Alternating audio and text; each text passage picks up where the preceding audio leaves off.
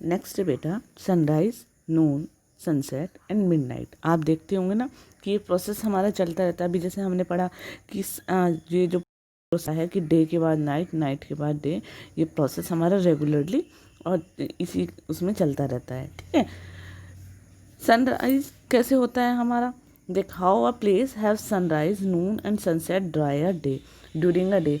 एक प्लेस पर आप ये सारी चीज़ें देख सकते हैं कि सूरज उदय भी होगा, दोपहर भी होगी और सनसेट भी होगा। ठीक है, तो अब इसको कैसे हम समझेंगे, सबसे पहले इसके लिए क्या करते हैं, हम एक बॉल लेते हैं और एक कैंडल लेते हैं। ठीक है, आप बॉल के ऊपर मार्क कर दीजिए एक प्लेस कोई भी एक्स। हम इसको समझेंगे कि कैसे सनराइज़ और सनसेट का प्रोसीजर होता है। तो आपने वो बॉल के ऊपर एक प्लेस जो है एक्स उसको सेट कर दिया। उसके बाद क्या करेंगे, हम इस बॉल को जो है एक्स वाला जो पोर्शन है हम उसको डार्कनेस की तरफ रखेंगे। ठीक है, यानी बैक साइड में जो हमारा एक तरफ आपकी जो कैंडल है, कैंडल के साइड वाला पोर्शन तो आपका लाइटेड रहेगा और उसके पीछे वाला डार्क रहेगा। ठीक है, तो जब हम इस बॉल को रोटेट करेंगे लेफ्ट से राइट की तरफ, ठीक है बेटा, तो A place would gradually turn toward candle which represent sun. और जो आपकी कैंडल है वो आपका क्या है, सन है। ठीक है, और जब उस सन की जो पोजीशन है वो रिसीव करेगा, ठीक है, it will be receive diffuse light, और वो लाइट को रिसीव करेगा। ठीक है, तो क्या होगा, it's mean that the sun X is having its dawn in the time just before से rays the morning sun appear. देखिए, जब आप उसको लेफ्ट से राइट की तरफ उसको रोटेट करेंगे तो क्या होगा, धीरे धीरे हमारी जो रोशनी है वो एक्स वाले पोर्शन की तरफ जाएगी। ठीक है, जब एक्स वाले पोर्शन की तरफ जाएगी तो वहाँ पर थोड़ा सा लाइटेड पोर्शन होगा, और वो जो लाइटेस्ट पोर्शन होगा वो आपका डॉन कहलाता है। जैसे आपने मॉर्निंग में देखा होगा जो हमारा सूरज निकलने से पहले का जो स्काई होता है, आप देखेंगे ना कि सूरज नहीं निकला होता लेकिन वो थोड़ा सा रेडिश रेडिश हमारा होने लगता है। सूरज निकलने से पहले की जो पोजीशन होती है उसको हम डॉन कहते हैं। एज यू मूव, जैसे आप इस बॉल को स्लाइटली घुमाएंगे तो x will have it's sunrise, और धीरे धीरे एक्स पर क्या हो जाएगा, सूरज निकल जाएगा। ठीक है, सूरज निकलने का मतलब है वो वहाँ पर जो कैंडल की जो लाइट है वो उस एक्स वाले पोर्शन पर पड़ेगी, तो वहाँ पर सनराइज हो जाएगा। At sunrise sun appear on the horizon and its rays slanting. और सनराइज जब होता है तो जब इसके ऊपर सन की रेज जो होरिजोन में पड़ती है, इसकी रेज स्लैंटिंग में पड़ती है। ठीक है, और the as ball continues move, और जैसे जैसे आपको मूव करते रहना है बॉल को, the sun seems to be climbing up the sky, और सन हमें क्योंकि स्काई में दिखाई देता है, till until its rays are more और लेस वर्टिकल। और तो जब हम उसको मूव करेंगे तो किसी पोर्शन पर सन की रेज जो है वो डायरेक्ट पड़ेगी, किसी पोर्शन पर सन की रेज वर्टिकली पड़ेगी। ठीक है, तो इसको क्या कहते हैं, this is Noon time in x place x, और इसको क्या कहेंगे हम, नून का टाइम कहेंगे। ठीक है,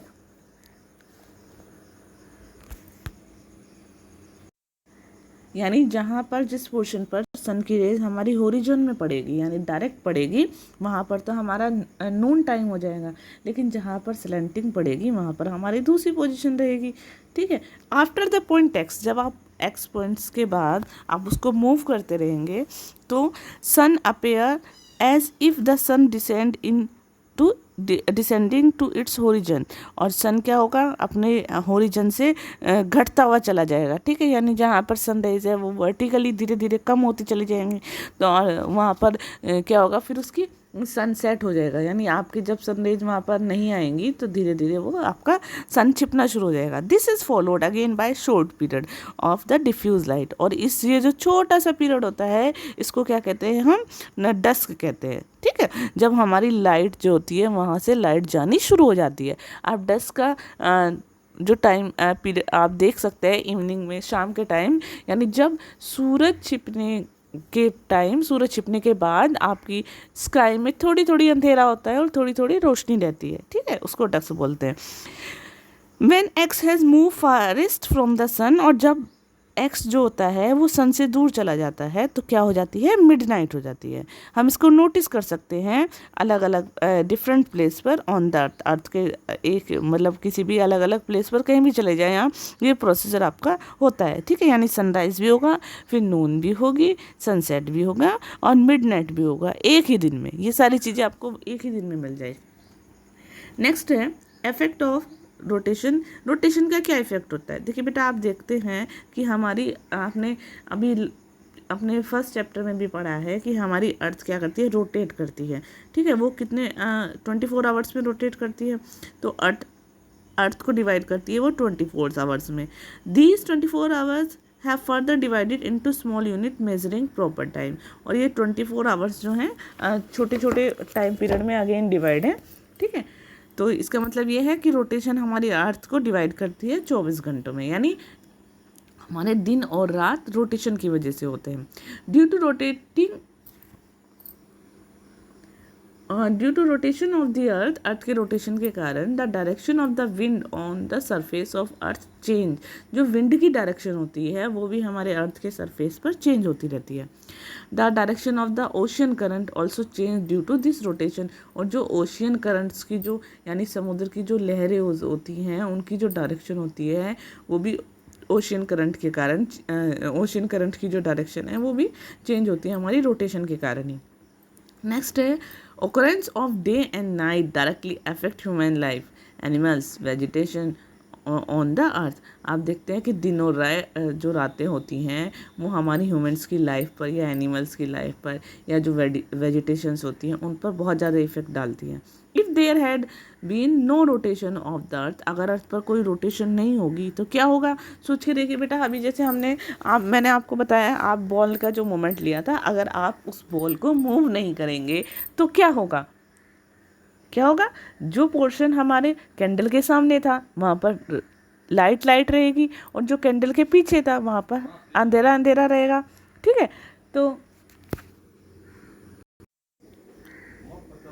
ठीक है, यानी कि जो कैंडल के पीछे वहाँ अंधेरा रहेगा तो क्या होगा, एक ही पोर्शन पर जहाँ सन के सामने हमारा होगा तो वहाँ पर लाइट ही लाइट आती रहेगी और वो वाला पोर्शन बहुत ज़्यादा गर्म हो जाएगा, ठीक है। और दूसरा क्या होगा, जो दूसरे पोर्शन पर हमारी लाइट नहीं पहुँचेगी वो बहुत ज़्यादा ठंडा हो जाएगा और वहाँ पर रात ही रात रहेगी, ठीक है। एक्चुअली में बेटा ऐसा होता है, हमारे जो पोल एरियाज़ हैं वहाँ पर 6 मंथ के डेज़ होते हैं और 6 मंथ की नाइट होती है। क्यों, क्योंकि वहाँ पर हमारे सन की रेज डायरेक्टली नहीं पहुँच पाती, तो सन रेज बहुत लेट पहुँचती हैं, यानी वहाँ पर वो पोर्शन सन के सामने आने में बहुत टाइम लगता है। तो इसलिए 6 मंथ का वहाँ पर डे होता है और 6 मंथ की वहाँ पर नाइट होती है, ठीक है बेटा। नेक्स्ट है रेवोल्यूशन। अपने बेटा रेवोल्यूशन क्या होता है, जब अर्थ अपने एक्सिस पर सन के चारों ओर घूमती है तो उसको रेवोल्यूशन कहते हैं, ठीक है। ये कितने में करती है, 365 डेज एंड 6 आवर्स, यानी अर्थ जो होती है सन का पूरा राउंड कितने घंटों कितने उसमें लगाती है, वो 365 डेज और 6 आवर्स में लगाती है, ठीक है। अभी यानी पूरे 1 ईयर और 6 आवर्स आ गए। तो हमने अपनी सुविधा के लिए ये जो 1 ईयर जो है उसमें 365 डेज को काउंट कर लिया है, लेकिन ये जो 6 आवर्स है हमने इसको इग्नोर कर दिया कि हम कहाँ तक 6 आवर को उसमें ऐड करेंगे, बट इनको वेस्ट तो नहीं जाने दे सकते। तो हमने क्या निकाला कि ये जो 6 आवर्स का डिफरेंस है, तो ये 4 ईयर्स में 6 आवर्स 4 ईयर्स में कितने हो गए आपके, 24 आवर्स हो गए, ठीक है। तो ये 24 आवर्स का क्या हो जाता है, हमारा 1 डे हो जाता है। तो हम 4 साल बाद 1 डे अपने ईयर में काउंट कर लेते हैं, ठीक है। यानी इसीलिए हर 4 साल बाद हम लीप ईयर बनाते हैं और लीप ईयर क्या होता है, 366 डेज का होता है, ठीक है। यानी ये जो 6 आवर्स हमने अपने 1 साल में से निकाले थे तो वो 6 आवर मिलकर पूरा 4 साल में 1 दिन बनाते हैं और उस 1 दिन को हम ऐड कर लेते हैं अपने ईयर में और उस ईयर को क्या कहते हैं, लीप ईयर कहते हैं, ठीक है। इसीलिए आपने सुना ना कि लीप ईयर में कितने डेज होते हैं, 366 डेज होते हैं, ठीक है। और जो एक्स्ट्रा डे होता है वो हम कौन से उसमें ऐड करते हैं, फरवरी में ऐड करते हैं। Making the number of day of this month 29 instead of 28।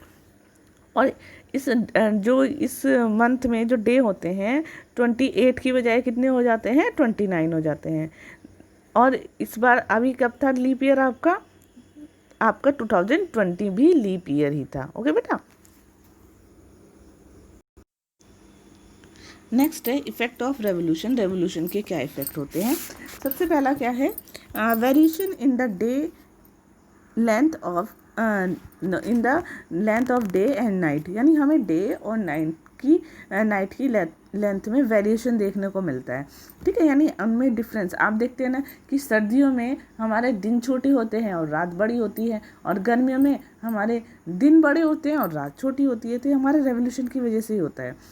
Distribution of heat over the earth पर जो हीट को डिस्ट्रीब्यूट करती है, इसकी वजह से हमारे सीज़न होते हैं। ठीक है बेटा, आप यहाँ पर ये जो डायग्राम है ये देख सकते हैं कि किस तरीके से अर्थ का जो पोजीशन है वो चेंज होती रहती है। ठीक है, और कैसे हमारे सन होती है उसकी रेस हमारे कहाँ पर कैसे पड़ती है। ठीक है, आप देखेंगे कि जैसे आपकी सन रेस जो होती है, आप यहाँ से शुरू कीजिए कि हमारा 21 मार्च से हमारा इक्विनोक्स होता है। ठीक है, और 21 मार्च को हमारा इक्विनोक्स पीरियड होता है, तो वहाँ पर साउथ पोल पर ऑटम होगा और नॉर्थ पोल पर स्प्रिंग होगी। फिर हम इधर मूव करते हैं तो हमारा समर होगा नॉर्दर्न हेमिस्फीयर में, यानी 21 जून को ये समर सोलास्टिक होता है, और विंटर होगा हमारा सॉर्दर्न हेमिस्फीयर में। और इस टाइम पर हमारी सन की रेस जो है डायरेक्ट हमारी अर्थ पर पड़ती हैं। ठीक है, फेसिंग मतलब सन की तरफ रहता है। फिर हमारा होता है 22 सितंबर को जो हमारा स्प्रिंग सीजन होता है, और हमारा जो हमारा नॉर्थ होता है, नॉर्थ हेमिस्फीयर में ऑटम हो जाएगा और साउथ में स्प्रिंग हो जाएगा। नेक्स्ट है हमारा विंटर सोलास्टिक, ये 22 दिसंबर में होता है। हमारा जो नॉर्थ में होता है वहाँ पर हमारा विंटर नॉर्थर्न हेमिस्फीयर में होती है, और समर हमारा सॉर्दर्न हेमिस्फीयर में होता है। ठीक है।